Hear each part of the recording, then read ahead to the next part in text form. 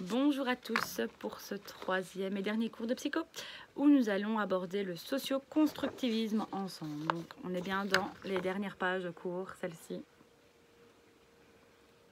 D'accord, j'espère que vous avez vos feuilles.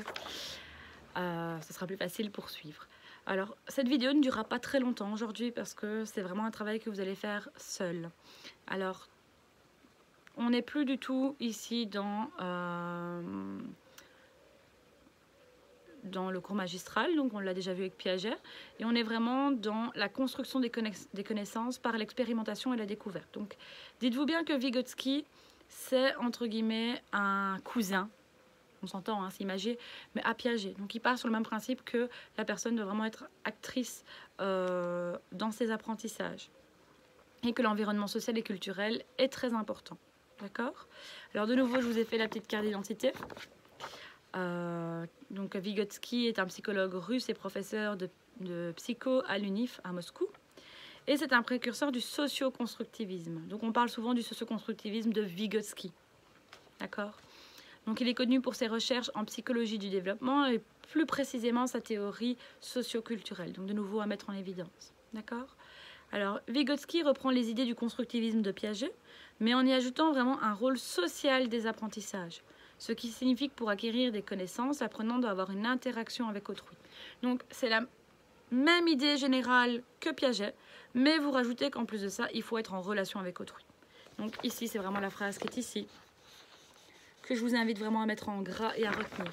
Retenez vraiment le principe, hein, pas forcément la phrase écrite comme ça, mais voilà. Vygotsky, c'est Piaget plus relation avec autrui. Échange avec l'enseignant ou avec d'autres apprenants. Mais c'est plus vivre son apprentissage seul. C'est un facteur en plus, c'est avoir quelqu'un en face de soi. Alors, je vous ai mis à disposition un petit document qui s'appelle Enseignement, apprentissage et développement mental.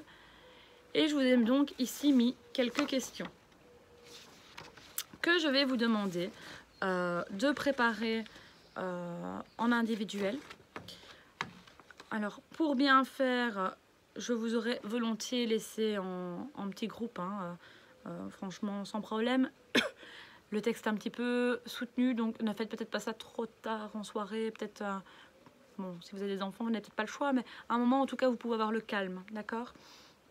Quelle est la différence au niveau de la relation apprentissage-enseignement et développement entre Piaget et Vygotsky? C'est la première question. Vous allez avoir un petit tableau. Bien entendu, vous n'avez pas les réponses. Et vous avez 5 autres questions, qui est quelle est l'expérience mise en évidence dans le texte concernant la zone proximale de développement. Donc vous allez voir qu'on parle vraiment de zone proximale de développement, ZPD. C'est vraiment comme ça qu'on l'écrit.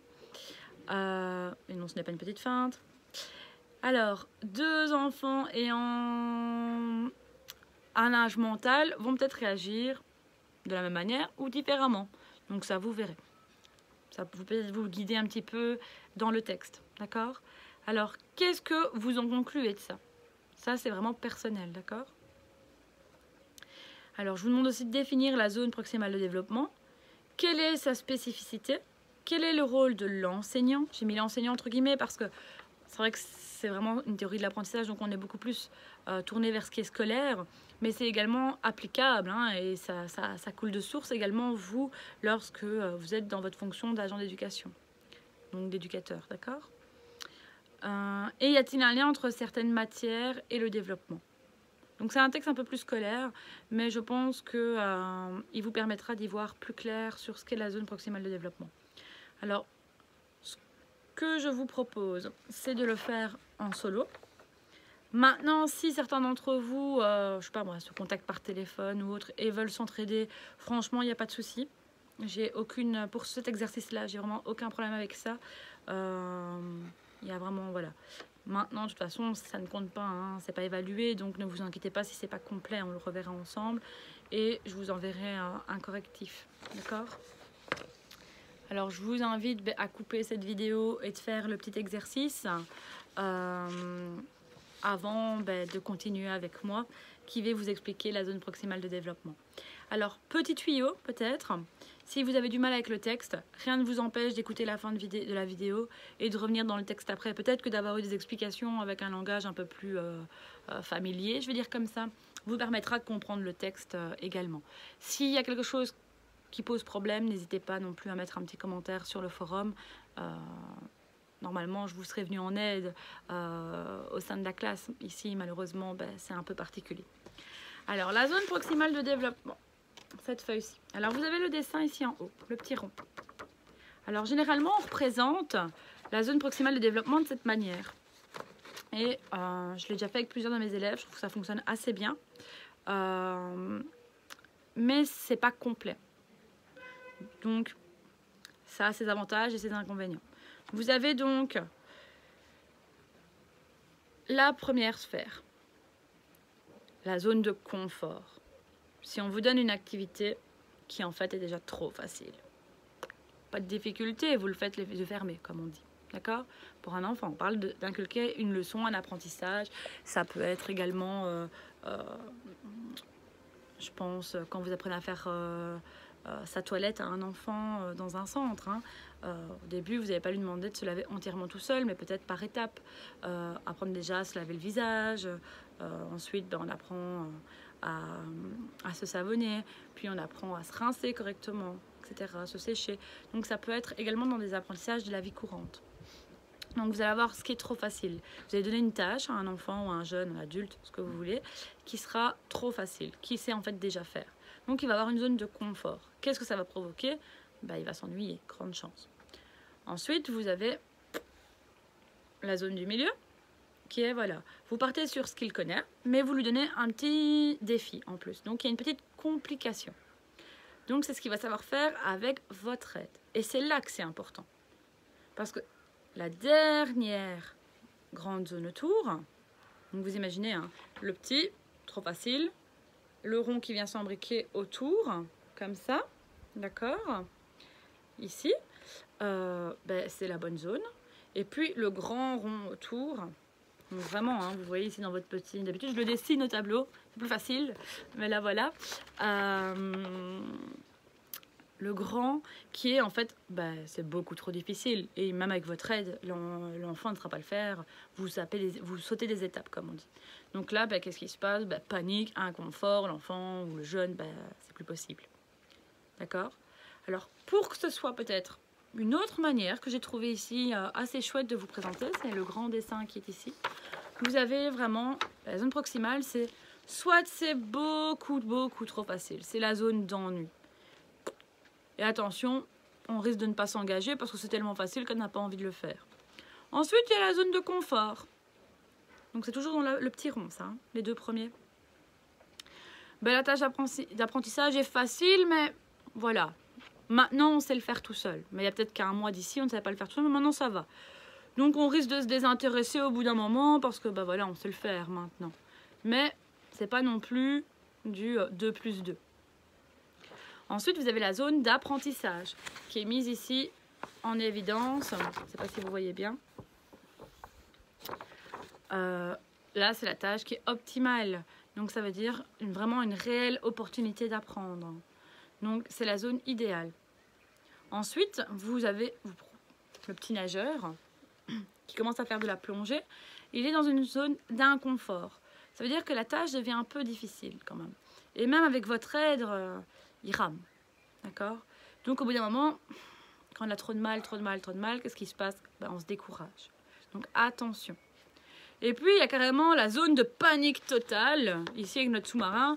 Le ouf, vous êtes beaucoup trop loin, je vais jamais y arriver, pas possible, je décroche. D'accord? Donc vous devez vraiment, quand vous faites un apprentissage avec un enfant, un ado, hein, essayer de trouver la zone proximale de développement. La zone au milieu. Ici au milieu et ici la sphère du milieu aussi. Pas la plus petite, pas la plus grande, au milieu. Donc trouvez une activité à faire qui n'est pas trop facile pour pas qu'il se désintéresse, qu'il s'ennuie, qu'il ne s'engage pas. Mais également pas trop difficile pour que de nouveau il se décourage pas et qu'il ne décroche pas parce que c'est pas possible. Donc il faut trouver vraiment la zone dans laquelle l'apprentissage est parfait, tip-top. C'est quelque chose qu'il sait faire à la base, mais il y a un petit défi en plus. Et ce petit défi en plus, il a besoin que vous lui teniez la main. C'est ça. Alors, l'efficacité d'une situation d'apprentissage, elle repose donc sur un équilibre. Le fait de reprendre Ben, c'est facile, je connais, j'ai déjà vu. Donc on réactive les connaissances antérieures. D'accord? Mais en plus de ça, on doit construire de nouvelles compétences parce qu'il y a un petit défi en plus. Mais on se base vraiment sur ce que je connais. Donc avec un petit coup de main de mon éducateur, mon éducatrice, je peux y arriver. Je sais que je vais savoir y arriver. L'apprenant tire ainsi parti de ses expériences, de ce qu'il connaît, de son passé, de ce qu'il a déjà appris, et s'appuie sur les savoirs qu'il maîtrise déjà pour en développer de nouveaux, pour réussir à affronter cet obstacle. D'accord? L'enseignant, l'éducateur, il agit ici comme facilitateur. Ça veut dire que vous êtes le guide qui va lui tenir la main pour aider à franchir cet obstacle. D'accord? Vous n'êtes plus la personne qui dispense le savoir entièrement. J'insiste bien là-dessus. Et donc, ce qui était avant compliqué, parce qu'il y avait ce petit défi en plus, après l'avoir fait une fois avec vous, c'est réalisable en fait. Et donc, il va savoir le faire seul la prochaine fois. Donc, cette zone, c'est vraiment la zone intermédiaire entre ce qu'il sait faire et ce qu'il ne sait pas faire tout seul. C'est ce qu'il sait faire avec aide. Il faut vraiment retenir ça. Voilà, je m'appuie sur ce qu'il sait déjà faire, mais je lui donne un petit coup de pouce en plus. Il a un petit obstacle en plus à faire, et là, il a besoin de mon aide, mais une fois qu'on l'aura fait ensemble, il y arrivera seul. Donc, il faut savoir doser. Et c'est le plus compliqué, autant quand vous faites des activités en stage, que pour un enseignant face à sa classe, ou dans plein d'autres domaines. Hein, d'accord? Il faut vraiment savoir doser. Alors, j'en viens ici au texte. Cette zone comprend les tâches que les apprenants peuvent réussir avec l'aide d'un adulte, c'est ce que j'ai dit. Ce sont les tâches qui ne sont pas trop faciles pour éviter l'ennui ou le désintérêt. C'est ce que j'ai dit et ce qui était inscrit dans votre dessin.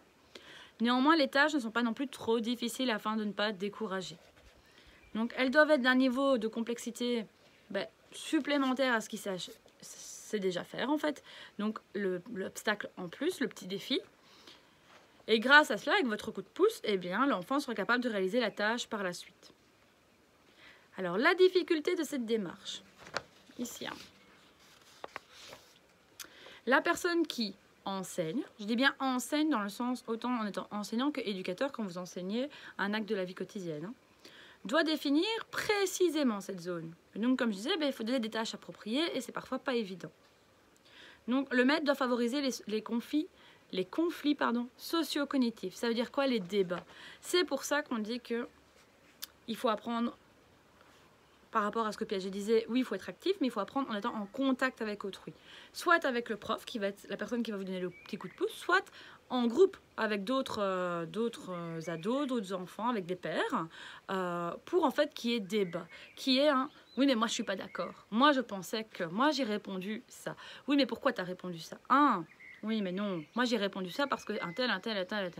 Ah, pas bête. J'avais pas pensé à ça comme ça. Vous voyez le truc? C'est un peu comme ça. Donc, il faut vraiment favoriser le travail en groupe. Le maître devient donc une personne ressource, un guide, un facilitateur d'apprentissage. Et ce modèle rend également sa place à l'erreur. Ce qui veut dire que quand vous allez avoir un débat avec autrui, vous avez le droit de vous tromper. Et c'est quelque chose qui, à l'heure actuelle, encore dans notre système, par exemple d'enseignement, a encore une place très prépondérante et dérangeante, à mon avis personnel, bien entendu. On attribue tout à des points et donc on est coté sur chaque chose qu'on fait. Alors comment voulez-vous qu'on ait envie d'essayer quelque chose de nouveau? On va prendre la source sûre, la facilité pour être sûr d'avoir ces points, plutôt que de tenter de nouvelles expériences. Et donc ici, c'est l'occasion de rendre sa place à l'erreur et de pouvoir construire de nouveaux apprentissages en partant de ces erreurs. Dernière page. Et donc, petit dessin du chat à propos de l'erreur, que je trouvais un petit peu sympathique. C'est qu'on dit qu'on apprend avec ses erreurs, mais à mon avis, c'est une erreur. Et si je me trompe, au moins, j'aurai appris quelque chose. Donc voilà, c'est vraiment le fait que pour apprendre, il faut prendre le risque d'utiliser ses connaissances, de les valider, de les transformer. Mais il faut également prendre le risque de se tromper. Parce que si on n'essaye pas, on ne peut pas arriver à la bonne réponse. Mais quand on essaye, on peut se tromper. Mais c'est pas grave. On prend le principe que l'erreur est humaine, que l'erreur est faite pour apprendre. Et que parce que je me suis trompée à tel moment, parce que toi, tu t'es justifié, moi maintenant, je serai répondre correctement parce que j'aurais retenu ta justification. Donc il faut prendre des risques, faire des essais et nécessairement commettre des erreurs. Alors je vous ai mis un petit encadré ici, à la dernière page, qui n'est pas obligatoire du tout, qui sont pour celles et ceux qui veulent peut-être aller un petit peu plus loin, qui seraient intéressés par la thématique. Et donc il y en a une sur Bandura, une sur Piaget et une sur le modèle socio-cognitif, qui est donc plus lié à Vygotsky. Ce sont des petites vidéos qui ne durent. Allez, il y en a une qui dure plus longtemps, hein, celle de Piaget, c'est les stades, donc celle-là, oui, c'est 40 minutes, mais les autres, allez, 9, 7 minutes, même pas une minute, la dernière, qui peuvent, pour ceux qui se posent peut-être des questions ou qui auraient peut-être des incompréhensions, ça pourrait peut-être venir en renfort, puisque, ben voilà, on donne secours un petit peu de manière inattendue. Alors, pour ce dernier chapitre, je veux dire comme ça, enfin sous-chapitre, je vous invite donc à de nouveau réaliser votre colonne dans le chapitre, dans le tableau, pardon. Et donc, vous devriez arriver à quelque chose comme ça. Alors, vous voyez. Donc, le cognitivisme de Bandura, le constructivisme de Piaget, le socio-constructivisme de Vygotsky. Et donc, je vous conseille vraiment de le faire. Pourquoi je ne vous le donne pas tout de suite? De toute façon, vous l'aurez par la suite, hein, mais tout simplement parce que ce que vous aurez construit vous-même, vous allez le retenir. Donc, ce sera beaucoup plus facile. Je vous conseille peut-être de le faire sur un Word. Ainsi, pour me le transmettre à la fin, ce sera plus facile. On pourra vérifier que vous avez bien, comme ça, assisté aux 3 séances pour essayer de vous maintenir une année positive, finir sur une note positive l'année, c'est plutôt ça, et que vous puissiez ne pas avoir de soucis pour les passations de classe en classe, etc., qui est plus administratif, quoi. Eh bien, moi, je vous remercie. En tout cas, j'étais un petit peu déçue de ne pas pouvoir venir vous rencontrer en classe. Je suis quelqu'un qui fonctionne beaucoup avec l'humain, qui est beaucoup dans l'interaction. Et je pense que ça se ressent un petit peu dans les feuilles de cours, hein. Vous avez pu voir, même si ici vous avez fait les travaux un peu séparément, que j'essaie le plus possible de vous mettre en action ensemble, de pouvoir communiquer avec vous, vous faire participer, parler, et pas d'être la seule à parler comme je fais là maintenant, derrière ma petite caméra avec mon téléphone. Donc voilà, en tout cas un grand merci. Si vous avez des questions de nouveau, n'hésitez pas. J'espère que ce sera clair. Et je vous demanderai simplement, si ça ne vous dérange pas, je mettrai peut-être un petit document à la fin des séances en place pour avoir un peu votre avis sur le support de cours. Si vous le trouvez attrayant, que ça vous donne envie de le parcourir, ou si au contraire vous avez peut-être trouvé ça trop enfantin. Si voilà, le contenu vous a semblé bien, si voilà, la relation ne sera pas la même, mais bon, voilà, tout ce que vous pourrez un petit peu dégager pour moi, également pouvoir peut-être prendre à profit vos conseils. J'ai plus l'habitude de travailler avec des ados, donc ici ça me change très fortement, et en plus d'être par voie interposée, par vidéo, c'est un petit peu compliqué de pouvoir établir un lien avec vous, donc voilà. En tout cas, je vous remercie et je vous souhaite que des bonnes choses pour la suite. Et on se voit encore de toute façon jeudi pour le cours de méthodo. Ça va? Bonne journée!